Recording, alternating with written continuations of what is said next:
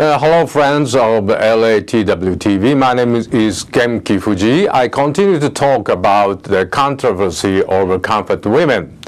I would like to cite one US official document. The official title of this document is United States Office of War Information Psychological Warfare Team attached to US Army Forces India-Burma Theater.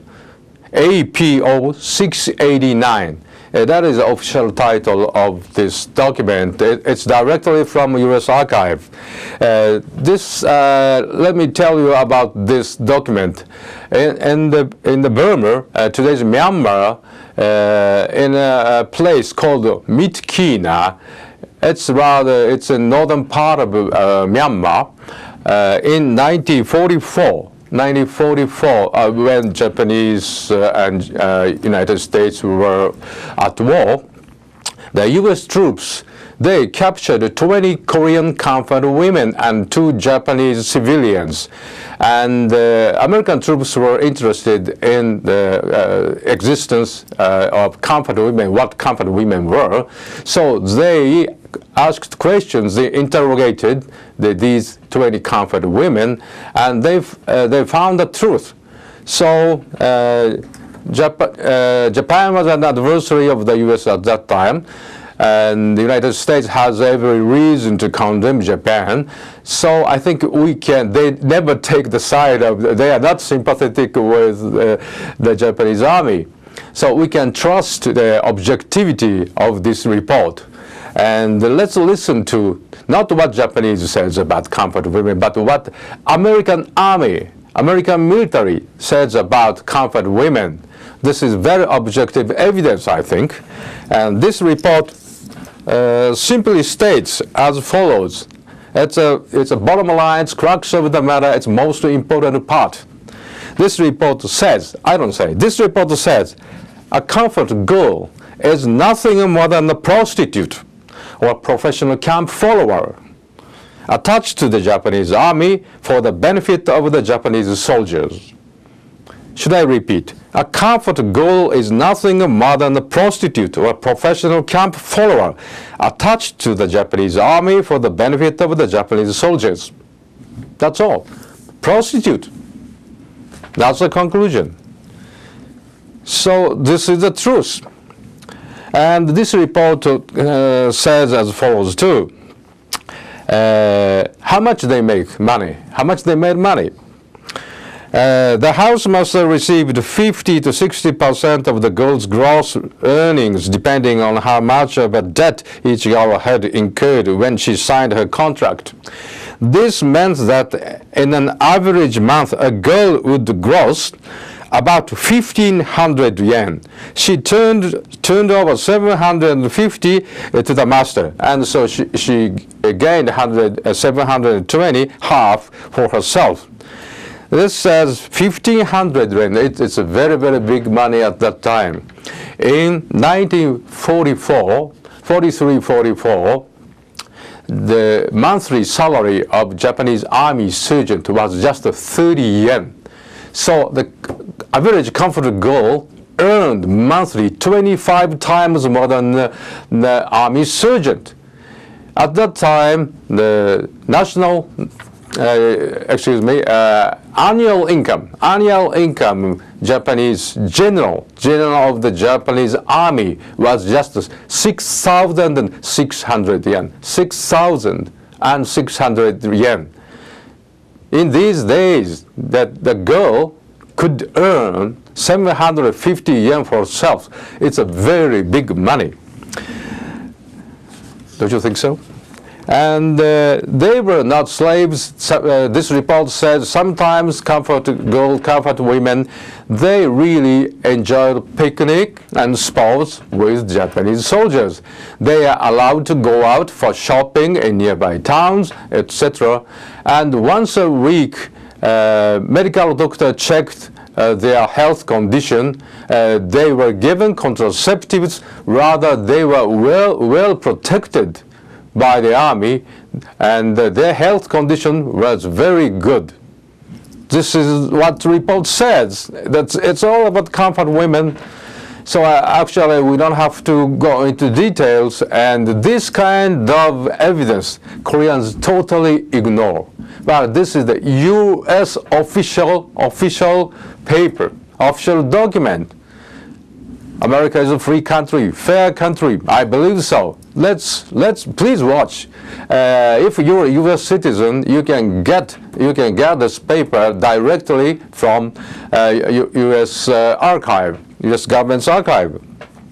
And some women who paid back their debts, they were allowed to return to Korea. This report also says they were never sex slaves. Of course, and also they could reject the customers they didn't like. Very violent customers or too drunken customers. Comfort Girl could say no. That's quite good condition.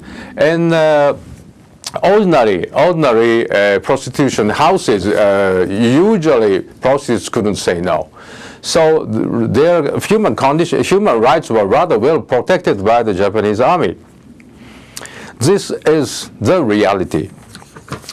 And about the earnings, one former comfort woman, Moon Ok-chu, this has nothing to do with official report. Later, one Korean woman, former comfort woman, Ms. Moon Ok-chu, Moon spelling is M-O-O-N, Ok-chu is O-K-C-H-U.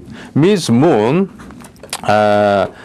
she said in her memoir, she says she sent 5,000 yen to her family in Korea within 3 years. Within 3 years during World War II. It's a big money. With 5,000 yen, at that time one could buy a huge residence in the central part of Tokyo. 5,000 yen. She could send 5,000 yen to her family she left in Korea. That's a big money.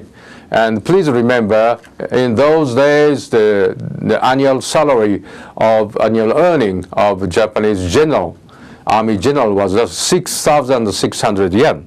So it's a really big money.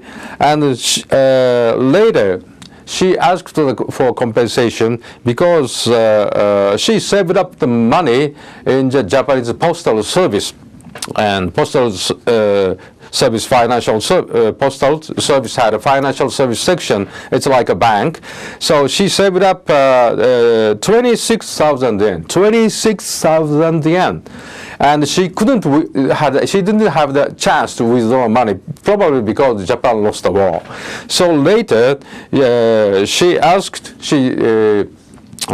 Japanese government to pay back this 26,000 yen with interest, and she showed the bank book. So her story, she proved that her story was not a fake, real.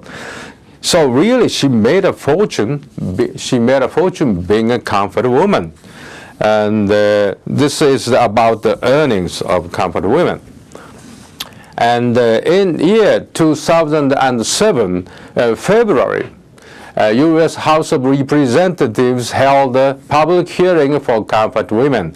Two former comfort women, Korean women, appeared on public hearing and they testified.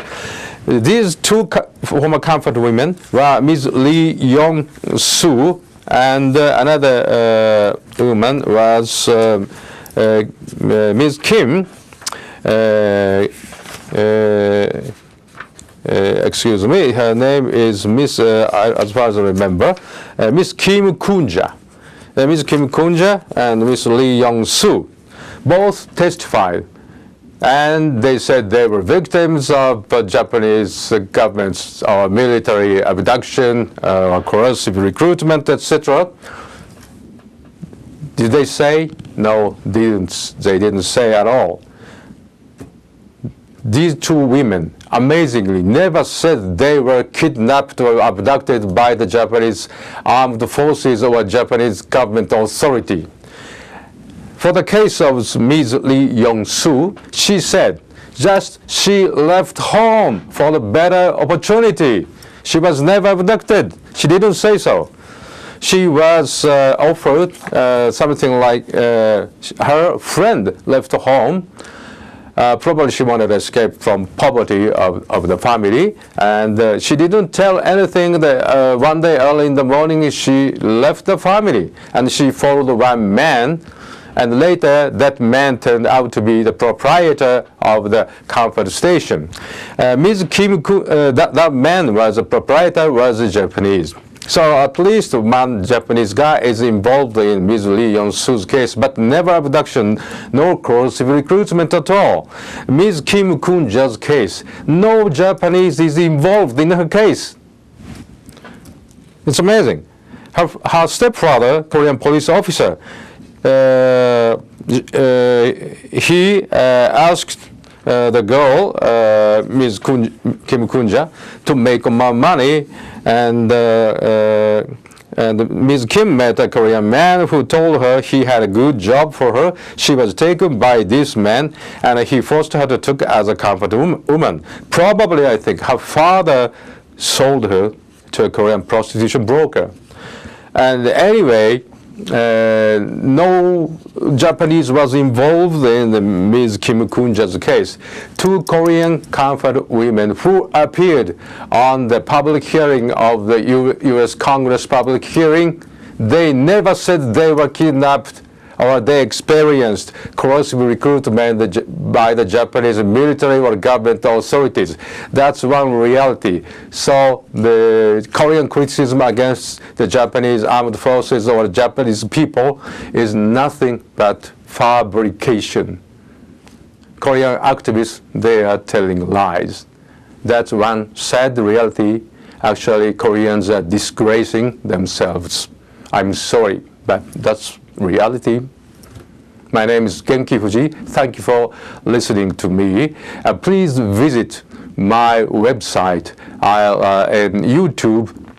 The title is Controversy Over Comfort Women, Prostitutes or Sex Slaves. Sex slaves are prostitutes. I talk about 1 hour and I go into the details of this discussion.